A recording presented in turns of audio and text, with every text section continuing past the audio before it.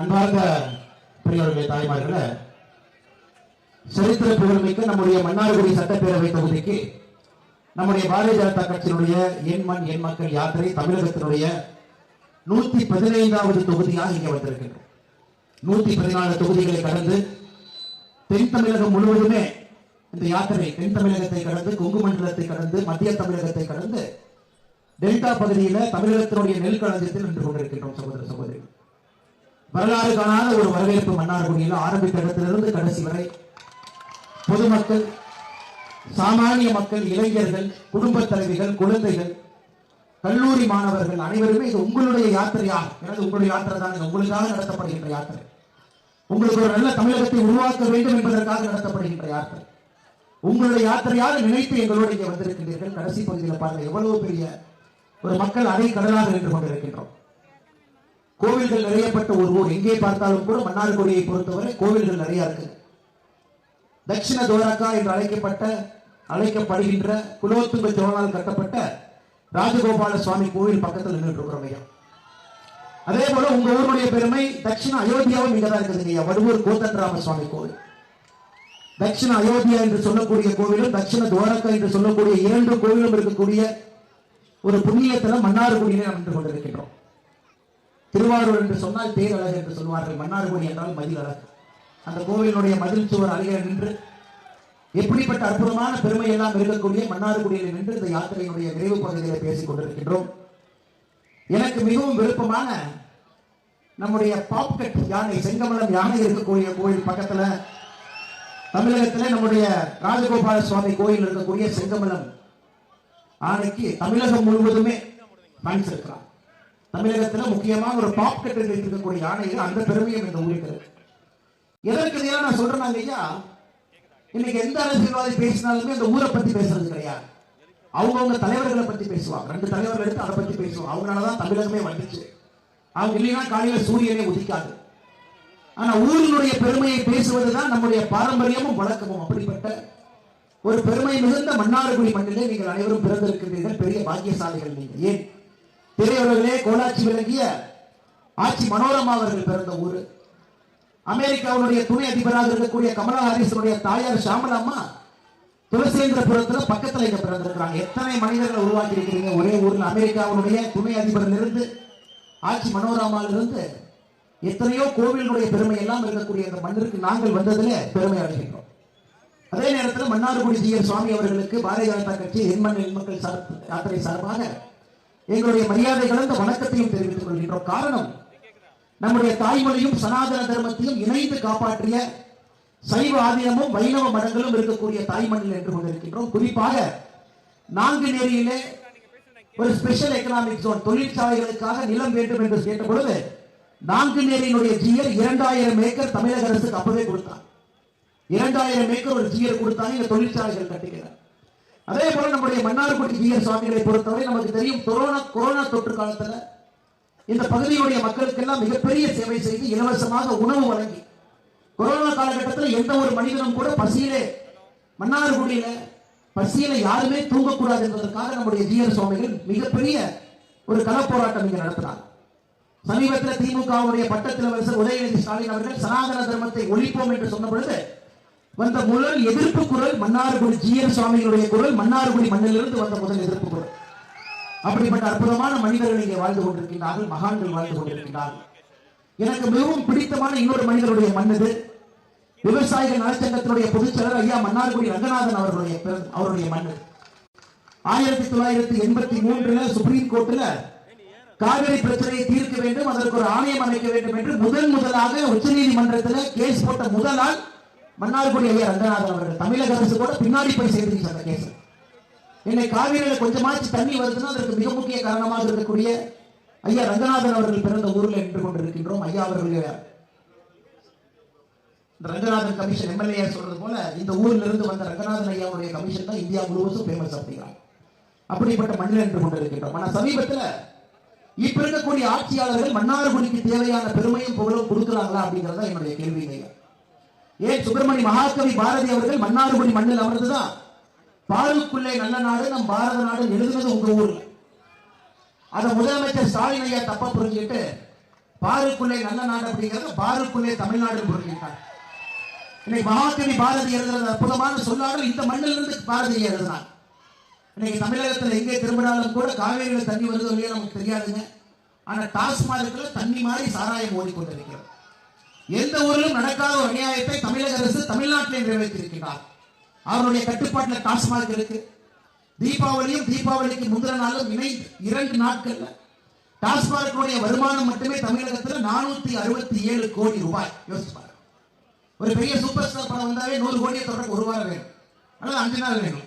ஆனா டாஸ்மார்க்ல 467 கோடி ரூபாய் விற்பனை என்பது 2 நாட்கள் தமிழகப்பட்டிருக்கிறோம். இந்தியாவில் எந்த மாநிலத்திலும் இல்லாத அநியாயம் தமிழகத்தில். டாஸ்மார்க் மூலமாக அரசுக்கு வரக்கூடிய வருமானம் மட்டுமே 44,000 கோடி.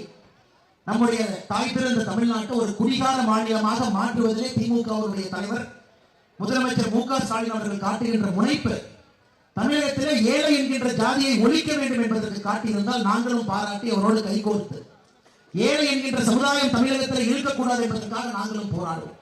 ஆனால் செய்கிற வேலை எல்லாமே அவர்களுடைய குடும்பத்திற்கு பணம் வர வேண்டும், குடும்பத்தில் இருக்கக்கூடிய தலைவர்கள் நன்றாக இருக்க வேண்டும், குறிப்பாக அவர்களுடைய மகனும் மருமகளும் நன்றாக இருக்க வேண்டும் என்பதற்காக ஒரு ஆட்சி நடந்து கொண்டிருக்கிறது. சகோதர சகோதரி, உங்களுக்கு தெரியும், குளத்துல தண்ணி இருக்கும். மன்னார்குடியை சுற்றி நிறைய குளங்கள் இருக்குது. சுட்டரிக்கின்ற சூரியன் வரும் பொழுது குளத்தில் இருக்கக்கூடிய தண்ணி ஆவியா மேல போகும். ஆனா இதே அந்த குளத்துல தாமரை இருந்தால் தண்ணி ஆவியாவது தடுக்கும். அதனால தமிழகத்தில் நம்முடைய தாமரை தான் இந்த ஊழல் பெருச்சாலைகள் தமிழக மக்களை காத்துக் கொண்டிருக்கிறது. ஒரு பிரச்சனையும் கையெடுத்து அரசாங்கத்திட்ட போராட்டம் பண்ணி ஒரு ஊழல் பிரச்சனையும் மக்கள் மன்றத்தை கொண்டு வந்து உங்களுடைய குரலுக்கு திமுக செவிசாய்க்க வேண்டும் என்கின்ற நிலைமைக்கு திமுகவை தள்ளி தமிழகத்தில் எத்தனையோ பிரச்சனைகள் இருந்து நம்முடைய பாரதிய ஜனதா கட்சி நம்முடைய தாமரை கட்சி காப்பாற்றிக் கொண்டிருக்கிறது. எப்படி ஒரு குலத்துக்கு தாமரை வேண்டுமோ அதுபோல இன்னைக்கு நம்முடைய தாய் திருநாடு தமிழகத்திற்கு தாமரை தேவைப்படுகிறது, பாரதிய ஜனதா கட்சி தேவைப்படுகிறது, பாரத பிரதமர் நரேந்திர மோடி அவர்கள் தேவைப்படுகின்றார். ஏன்னா இந்த ஊர்ல நம்ம சாராயம்னு பேசிட்டு ஒரு விஷயத்தை பேசாம நம்ம இருக்க முடியாது இல்லையா? டி.ஆர். பாலு அவர்கள் வடச்சேரியில உங்களுக்கு தெரியும், கிங்ஸ் கெமிக்கல் என்கின்ற நிறுவனத்துக்கு ஒரு சாராய ஆலை அமைக்க வேண்டும் என்கின்ற ஆசை. ஏன்னா அவருடைய பையன் தான் இன்னைக்கு எம்எல்ஏவா இருக்கார் மன்னார்குடி. அதனால சில விஷயத்தை நாம தெளிவாக ஒளிவு மறைவு இல்லாம உங்கள்கிட்ட பேசுறோம்.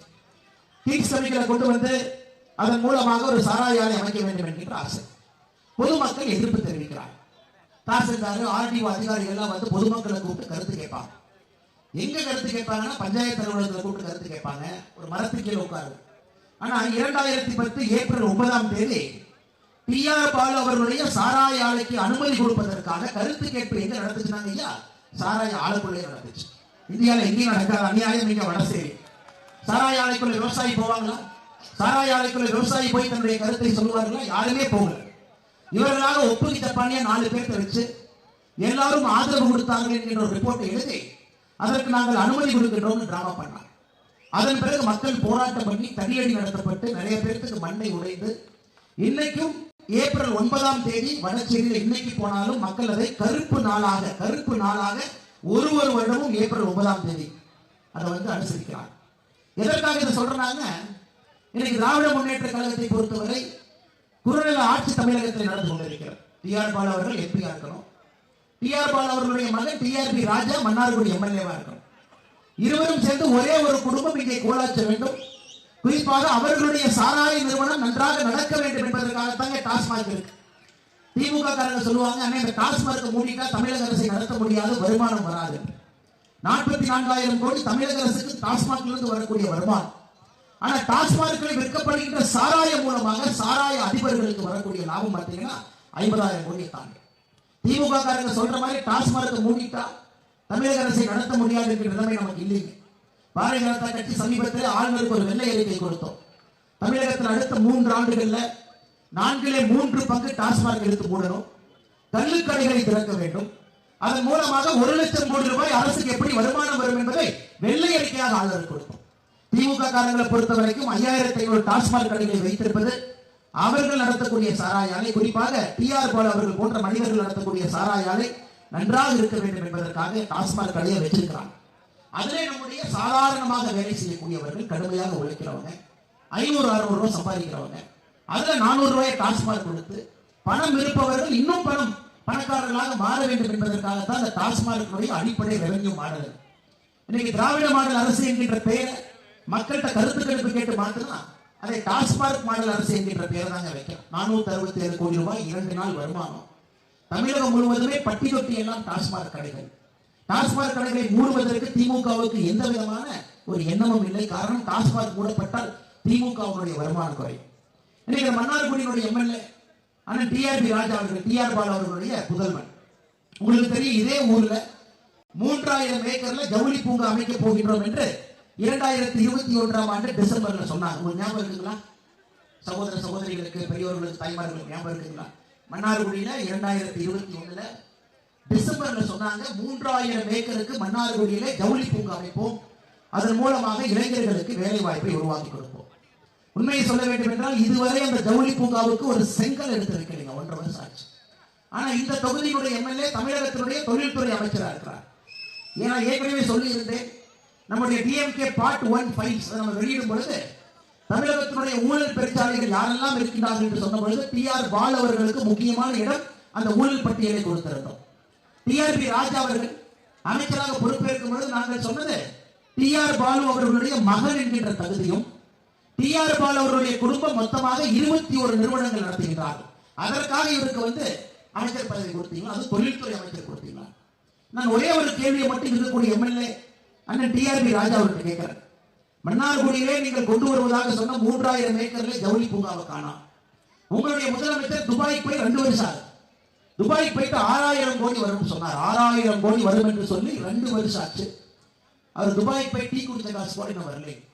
அப்படி இருக்கும் பொழுது நாம் புரிந்து கொள்ள வேண்டும், இந்த ஆட்சி என்பது ஒரே ஒரு குடும்பம் வளர்வதற்காக, அவர்கள் நன்றாக இருக்க வேண்டும் என்பதற்காக, மகனும் மருமகனும் செல்வத்திலே கொளிக்க வேண்டும் என்பதற்காக மட்டும்தான் இங்கே ஆட்சி நடக்கிறத தவிர சாமானிய மக்களுக்காக இந்த ஆட்சி இல்லைங்க. காவேரி கரையில் நின்று கொண்டிருக்கின்றோம். தாய் காவேரி உங்களை எல்லாம் ஆசீர்வதித்து 100 ஆண்டு காலமாக இந்த பகுதிக்கு தண்ணீரை வாரி எடுத்துக் கொண்டிருக்கிறார். 2018 நம்முடைய பாரத பிரதமர் நரேந்திர மோடி அவர்கள் காவேரி நதிநீர் மேலாண்மை ஆணையத்தை அமைச்சாங்க. அது வரைக்கும் மேலாண்மை ஆணையம் கிடையாது.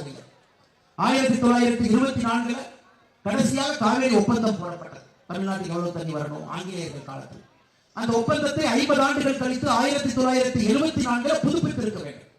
அன்னைக்கு தமிழகத்தினுடைய அரசு முதலமைச்சர் கலைஞர் கருணாநிதி அவர்கள் புதுப்பிக்க, கர்நாடகாவோடு புதுப்பிச்சிருக்கிறோம், புதுப்பிக்கலை.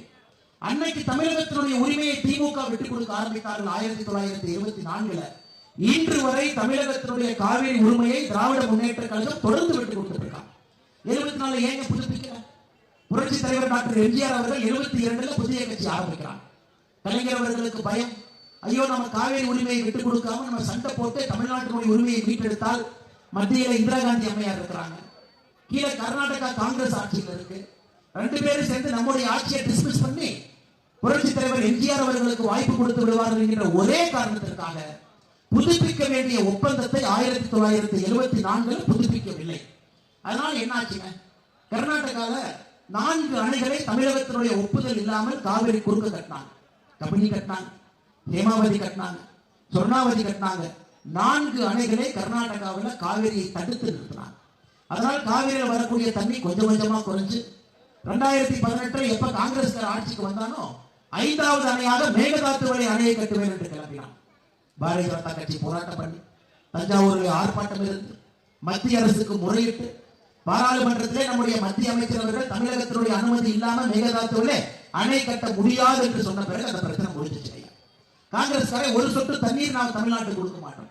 ஆனா முதலமைச்சர் அவர்கள் அதே கூட்டணியில் இருக்கிறாங்க, பெங்களூருக்கு போறாரு வர்றாரு, ஏன் தமிழகத்திற்கு தண்ணி கொடுக்கவில்லை என்கின்ற ஒரு வார்த்தை இதுவரை முதலமைச்சர் கேட்கவில்லை.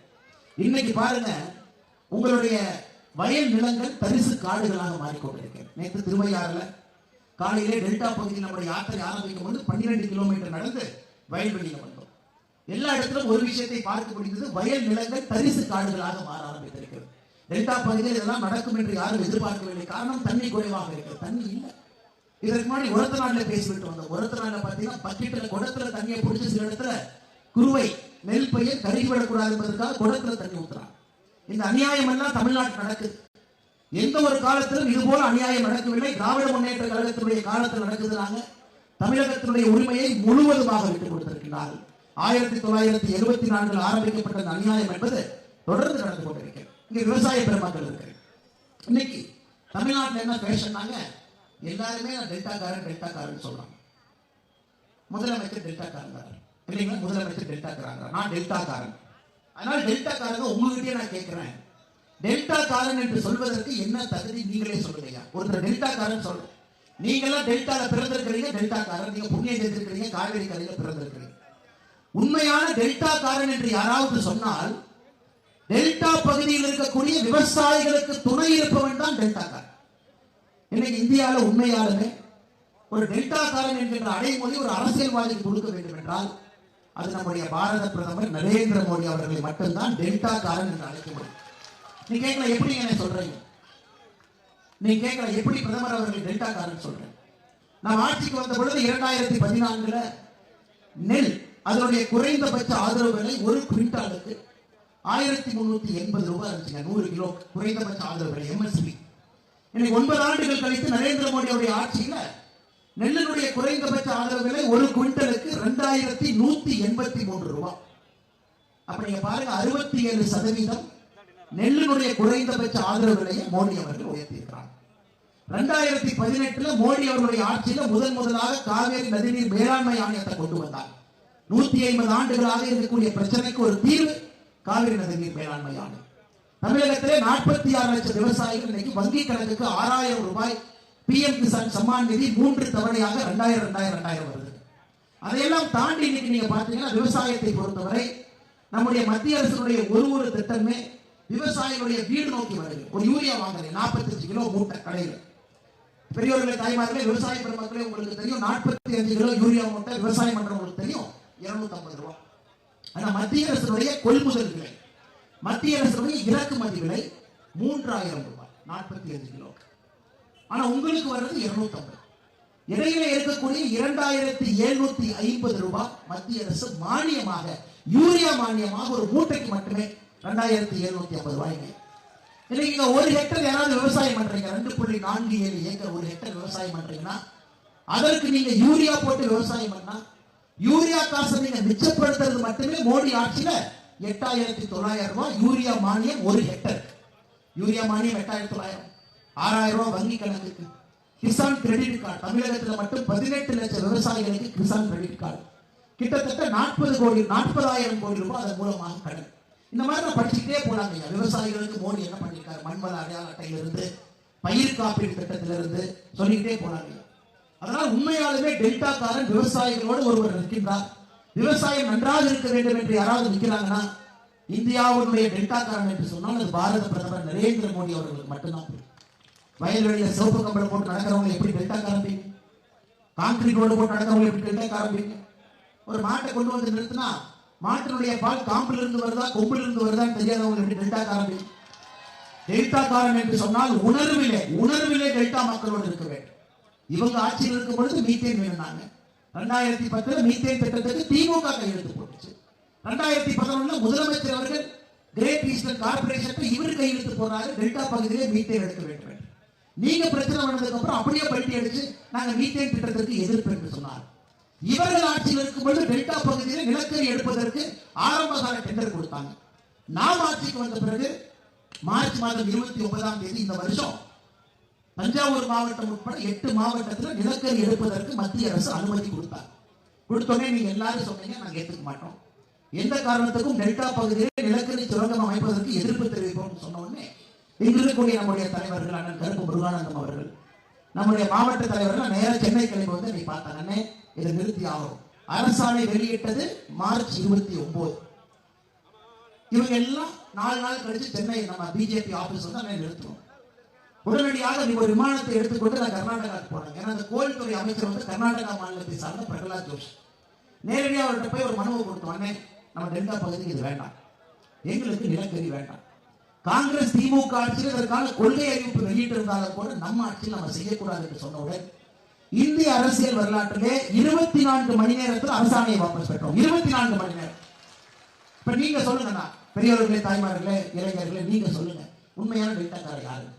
உண்மையான டெல்டாக்காரர் பாரத பிரதமர் நரேந்திர மோடி மட்டும்தான். காரணம் தொடர்ந்து உங்களோடு நின்று கொண்டிருக்கிறார். இதையெல்லாம் தாண்டி பாருங்க, ஒரு மிகப்பெரிய நிலப்பரப்பு இருக்கிறீங்க. சோழ பேரரசனுடைய நிலப்பரப்பு. எப்படிப்பட்ட சோழர்கள் இங்கே வாழ்ந்தார்? ஆதித்ய சோழன், பரதங்க சோழன், குலோத்துங்க சோழன், ராஜராஜ சோழன், ராஜேந்திர சோழன், மன்னர்கள் வாழ்ந்த மண். இன்னைக்கு இந்த மன்னர்கள் இருந்த பொழுது 1500 ஆண்டுகள் இந்த மண்ணிலிருந்து நீங்க முடிவு செஞ்சீங்க. கிழக்காசிய நாடுகள் எப்படி இருக்க வேண்டும் என்பதை நீங்கள் முடிவு செய்தீர்கள். தஞ்சை இந்த பகுதியிலிருந்து நீங்க சொன்னதான் கிழக்காசிய நாடுகளுடைய வரைபடம். ராஜேந்திர சோழன் மலேசியாவுக்கு போய் கடாரத்தை எடுப்பாரு, கடாரம் கொண்டான். கங்கைக்கு போவாரு, கங்கை கொண்டான். ஆனா இன்னைக்கு உங்களுடைய பாரம்பரியமாக இருக்கக்கூடிய சோழ பேரரசனுடைய அடையாளமாக இருக்கக்கூடிய செங்கோலை கொண்டு போய் புதிய பாராளுமன்றத்தினுடைய மைய கட்டத்தில் நம்முடைய பிரதமர். இப்ப நீங்க சொல்லுங்க, உண்மையான டெல்டாக்காரர் பாரத பிரதமர் நரேந்திர மோடி அவர்கள் உண்மையான டெல்டாக்காரர். எஸ்.எஸ். பழனிமாணிக்கன் என்ன சொல்றாருன்னா, நான் மக்களுக்காக நான் சேவை செய்யறேன், பிஜேபி காரர் போய் சொல்றான், பிஜேபி காரர் எதுவுமே செய்யறது இல்லை அப்படின்னு பழனிமாணிக்கன் பாத்தீங்கன்னா அடிக்கடி நம்ம கருப்பு முருகானந்தன் ஒப்படைத்துட்டு இருப்பார். நீங்க குழந்தைகள் இருக்கிறீங்க, குழந்தைகள்லாம் இருக்கிறீங்க, ஓகே. இப்ப ஸ்கூல்ல குறைந்தபட்ச அட்டெண்டன்ஸ் குழந்தைக்கு எவ்வளவு இருக்கும் நீங்க சொல்லுங்க. இதுக்கு கீழே அட்டெண்டன்ஸ் இருந்தா அந்த குழந்தையை நான் பரீட்சை எழுத விட மாட்டேன்னு சொல்லுவாங்க. எவ்வளவு குறைந்தபட்ச அட்டெண்டன்ஸ் இருக்கும்? 80, 90. சில குழந்தைகள் 100க்கு 100 ஒரு நாள் கூட கட்டே போட மாட்டாங்க. ஒரு குழந்தை 1வது குழந்தை பரீட்சை எழுதுனாவே 80% அட்டெண்டன்ஸ் வேணும்னு கேட்போம். ஆனா உங்களுடைய எம்பி அண்ணன் எஸ்.எஸ். பழனிமாணிக்கம் அவர்களுடைய பாராளுமன்ற அட்டெண்டன்ஸே 48% ஃபெயில். இதெல்லாம் இந்த அரசியல்வாதிகள் பார்த்தீங்கன்னா இதெல்லாம் நம்ம பார்க்க மாட்டோம். இதெல்லாம் யாருப்பா எடுத்து பார்ப்பாங்க? அதை எடுத்து பார்த்தீங்கன்னா அண்ணன் பழனிமாணிக்கம் அவருடைய கடைசியாக நடந்து முடிந்த இந்த பேச்சு கேட்டதுக்கு அப்புறம் அடுத்த பாராளுமன்றத்துக்கு போயிடுவார் வச்சுக்கோங்க. இதுவரை நடந்து முடிந்த பாராளுமன்றத்தினுடைய ஒரு அட்டெண்டன்ஸ் என்பது 48 விழுக்காடு. சராசரியாக இந்தியாவுடைய எம்பிக்கள் 543 பேர் இருக்காங்க. அவங்களுடைய அட்டெண்டன்ஸ் பார்த்தீங்கன்னா 79%. அதாவது உங்களுடைய எம்பியை பொறுத்தவரை 48% தான் பாராளுமன்றத்துக்கே போயிருக்காங்க. இப்ப அடுத்த கேள்வி தான் சூப்பர் கேள்வி.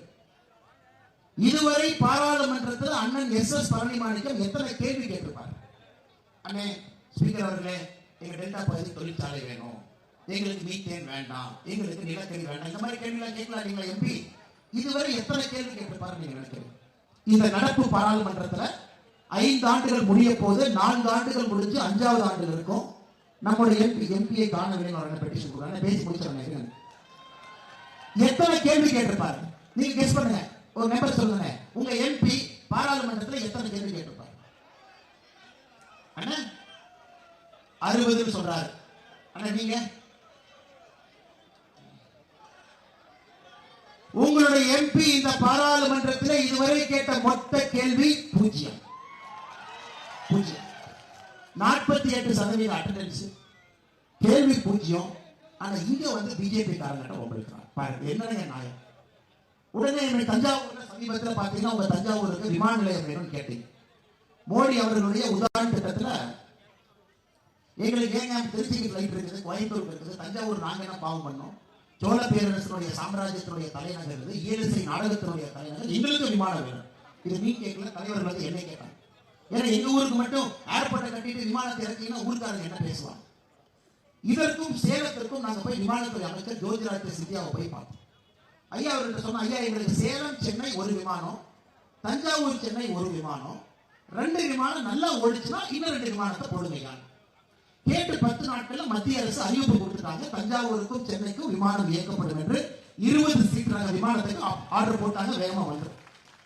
பழனிமாணிக்கன் சொல்றாரு, அவருனாலதான் விமானம் வந்துச்சோம். ஏன்னா நீங்க கேள்வி கேட்டதே 0, பார்லிமெண்ட்டுக்கு போனதே 48%. எங்க நீங்க கேள்வி கேட்டீங்க? பிஜேபி காரங்க பொதுமக்களுடைய கோரிக்கையை ஏற்று செய்யக்கூடிய எல்லா வேலைக்கும் ஸ்டிக்கர் ஒட்டுவது மட்டுமே முழு நேர வேலையாக இருக்கக்கூடிய அவங்களுடைய பாராளுமன்ற உறுப்பினர் அண்ணன் எஸ்.எஸ். பழனிமாணிக்கம் அவங்க வச்சிருக்காங்க. எஸ்.எஸ். பழனிமாணிக்கம் சாதனைகள் செஞ்சிருக்காங்க. ஏன்னா பாத்தீங்கன்னா ஊடகங்கள் திமுக சார்ந்து இருக்கனால ஏதோ வர்றது இல்லையா, யாத்திரை பேசுறோம். அண்ணனுடைய சாதனைகள் பாத்தீங்கன்னா, அவர் ஆட்சியில் இருக்கும் பொழுது மத்திய அரசுல இணையமைச்சராக இருந்தார், நிதித்துறை இணையமைச்சர். அப்ப 2G கேஸ் பிரச்சனையாக இவர் சாதனை என்னன்னா, அப்ப ஐடி டிபார்ட்மெண்ட் இவர் கையில் இருந்தது.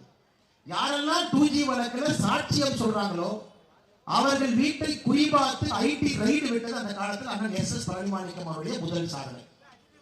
2016 கேரளால சோலார் ஸ்கேம் என்கின்ற பிரச்சனை வரும்பொழுது சம்பந்தப்பட்ட சரிதா என்கின்ற நபர் சொல்றாரு, இவர் அமைச்சராக இருந்த பொழுது 2014க்கு முன்பு எனக்கு வருமான வரித்துறை 20 கோடி ரூபாய் கட்டணம் வரி ஏய்ப்பு கொடுத்தார்.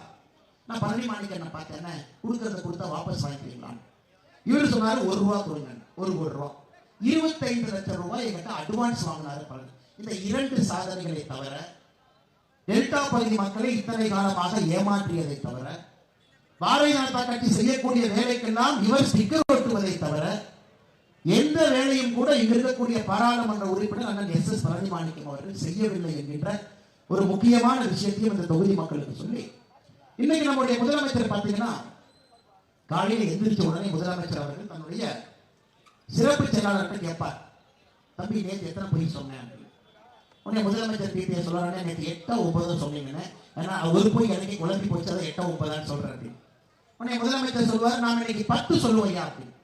இன்னைக்கு முதலமைச்சர் தமிழகத்தில் அதிகமாக சொல்லக்கூடிய பொய் என்னன்னா, 511 தேர்தல் வாக்குறுதியிலே 99% தேர்தல் வாக்குறுதியை நிறைவேற்றி விட்டது இந்த திராவிட மாடல் அரசு என்று முதலமைச்சர் சொல்றார்.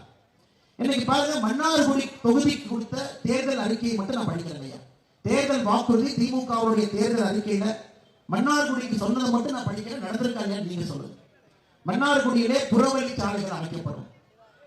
இருக்கிற சாலையை குண்டு குழிமா ஸ்விம்மிங் பூல் மாதிரி இருக்குது. இல்ல புறவழி சாலை அமைக்கவில்லை. மன்னார்குடியிலே இயற்கை விஞ்ஞானி நம்மாழ்வார் அவர்கள் பெயரில் விவசாய கல்லூரி அமைக்க நடவடிக்கை எடுக்கப்படும். ஒரு செகண்ட் காணும். மன்னார்குடியிலே மகளிர் அரசு கலை கல்லூரியும் அரசு பாலிடெக்னிக் கல்லூரியும் தொடங்கப்படும். இல்ல. மன்னார்குடி ஆர்பி சிவம் நகரில் பிரம்மாண்ட உலகத்தரம் வாய்ந்த, இந்த திமுக பிரம்மாண்டம் சொன்னாலே நீங்க வைத்துக்கணும், பிரம்மாண்ட உலகத்தரம் வாய்ந்த உள் விளையாட்டு அரங்கம் மற்றும் நீச்சல் குளம் அமைக்கப்படும். இல்ல.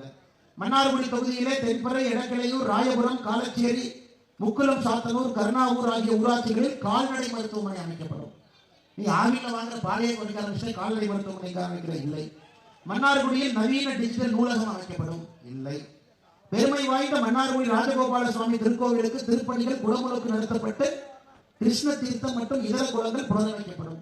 நீதான் சனாதன தர்மத்தை ஒழிக்கிறக்க நீ எதுக்கு வந்து குளத்துக்கு வந்து கை வைக்கிற? எடக்கிளையூர், வடக்கு உடையார் தெரு மற்றும் மன்னார்குடி தொகுதியில் வசிக்கும் இருளரின மக்களுக்கு அரசு நலத்திட்டங்களுக்கு வேலை வாய்ப்புகளுக்கும் கிடைத்த ஏதுவாக சாதி சான்றிதழ் வழங்கப்படும். இதை கவுண்டர்மணி என்ன சொல்லுவாங்க, பொய்யோ பொய் அப்படின்னு.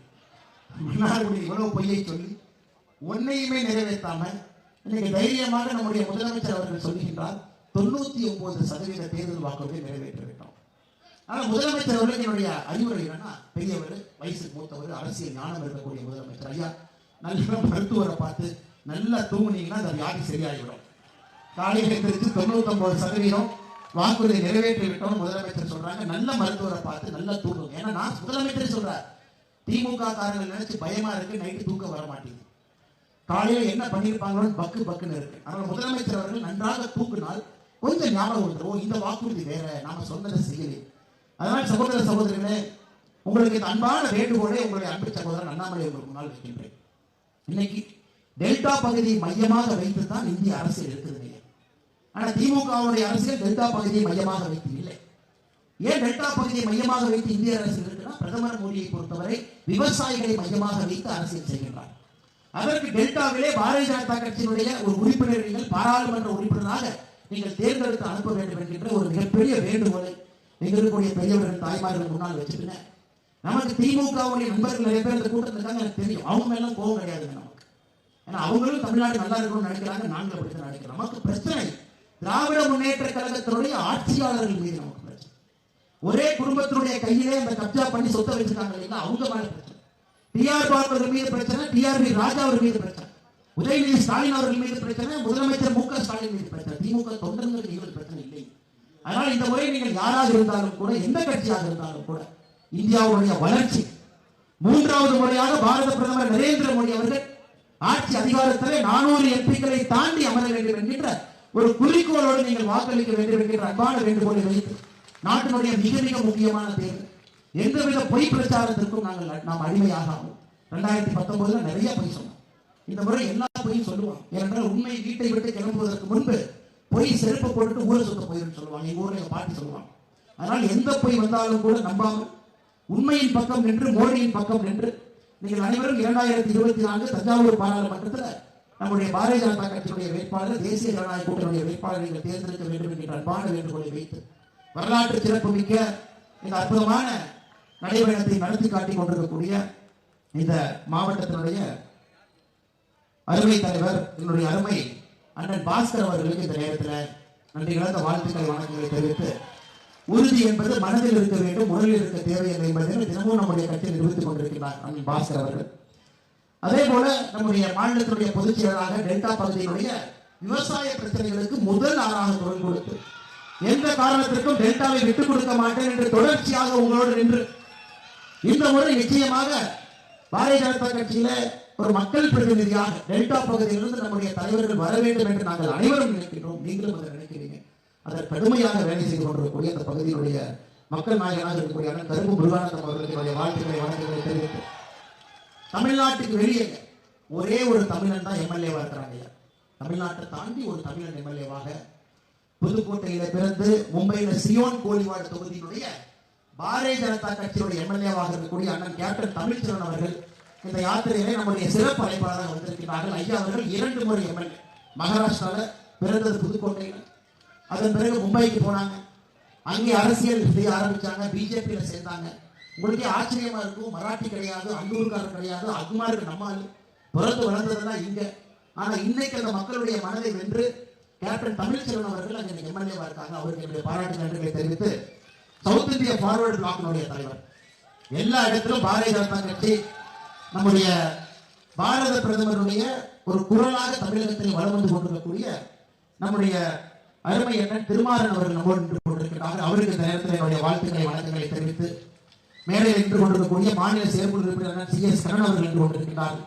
அவருக்கு இந்த நேரத்தில் வாழ்த்துக்களை வணக்கங்களை தெரிவித்து மேடையில் இருக்கக்கூடிய நம்முடைய எல்லா மூத்த தலைவர்கள் நின்று கொண்டிருக்கிறார்கள். குறிப்பாக மாவட்ட நிர்வாகி ஒரு பெரிய பட்டியலே இருக்கிறது. முன்னாள் தலைவர் அண்ணன் ராகவன் அவர்கள் கடுமையாக இந்த கட்சிக்காக உழைச்சாங்க. மாவட்ட பார்வையாளர் அண்ணன் பேட்டை சிவா அவர்கள், பேரே பார்த்தீங்கன்னா ஒரு நல்ல ஒரு வைப்ரேஷன் இருக்கக்கூடிய பேர்.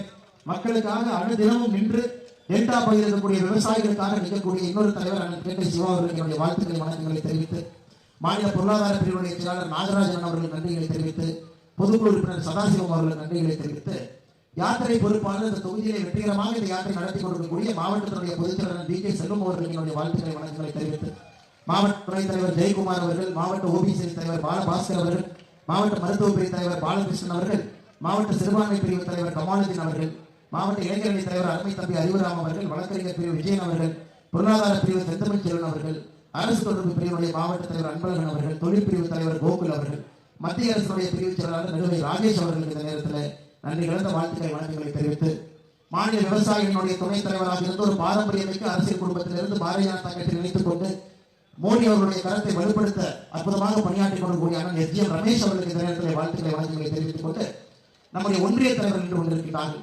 மன்னார்குடி நகர தலைவர் ரகுராமன் அவர்கள், மண்ணை மேற்கு ஒன்றிய தலைவர் அண்ணன் செல்வம் அவர்கள், தெற்கு ஒன்றிய தலைவர் நீடாமங்கலம் கரிகாலன் அவர்கள், வடக்கு ஒன்றிய தலைவர் நீடாமங்கலம் பிரபாகரன் அவர்கள், முன்னாள் மாவட்ட தலைவர் அண்ணன் சிவகாமராஜ் அவர்கள் நின்று கொண்டிருக்கிறார்கள். அவருக்கு என்னுடைய வாழ்த்துக்களை வணக்கங்களை தெரிவித்து சவுத் இந்தியா ஃபார்வர்ட் பிளாக் கட்சி 113 தொகுதி நம்ம கூட வந்துட்டு இருக்கிறாங்க தென் தமிழகத்திலிருந்து. அதனுடைய மாவட்ட தலைவர் காசி சங்கர் அவர்கள் நம்மோடு இருக்கிறார்கள். அவருக்கு என்னுடைய வாழ்த்துக்களை தெரிவித்து பொதுச் செயலாளர் கோவி காவிதாஸ் அவர்கள், தஞ்சை மாவட்டத்தினுடைய பெருங்கோட்டை செயலராக இருக்கக்கூடிய அண்ணன் ரமேஷ் அவர்களுக்கும் இந்த நேரத்தில் வாழ்த்துக்களை வணக்கங்களை தெரிவித்துக் கொண்டு அதே போல மேடையில் இருக்கக்கூடிய எல்லா தலைவர்களும் குறிப்பாக அண்ணன் வடுவூர் மகாராஜன் அவர்களுக்கும் என்னுடைய வாழ்த்துக்களை வணக்கங்களை தெரிவித்துக் கொண்டு மிக முக்கியமாக நீங்கள் அந்த யாத்திரை இல்லைங்க, இந்த யாத்திரை வருவதை உங்களை பார்ப்பதற்காக எதையும் பொருட்படுத்தாமல் சின்ன சின்ன அசௌரியங்கள் இருந்தாலும் கூட பொருட்படுத்தாமல் யாத்திரையை கலந்து நின்று குறிப்பாக வீட்டு பெண்கள் குழந்தைகளோடு வந்து யாத்திரையை பங்கெடுத்து எங்களோடு இருந்து உங்களோடு நாங்கள் இருக்கின்றோம், மோடியோடு நாங்கள் இருக்கின்றோம், தமிழகத்திலே ஆட்சி மாற்றம் மட்டுமல்ல அரசியல் மாற்றமே தேவை என்று சொல்லும் அளவுக்கு எண்மண் எண் மக்கள் யாத்திரை தமிழகம் முழுவதுமே வெற்றி பெற்றுக் கொண்டிருக்கிறது. குறிப்பாக மன்னார்குடியில் இருக்கக்கூடிய எல்லா அன்பு தமிழ் சொந்தங்களுக்கு நன்றிகளை தெரிவித்து வாய்ப்பு கொடுத்த மாவட்டத்தினுடைய தலைவர்களுக்கு நன்றி தெரிவித்து என்னுடைய பேச்சை முடித்துக் கொள்கிறேன். நன்றி, வணக்கம். பாரத் மாதா கி, பாரத அன்னையின் புகழ்.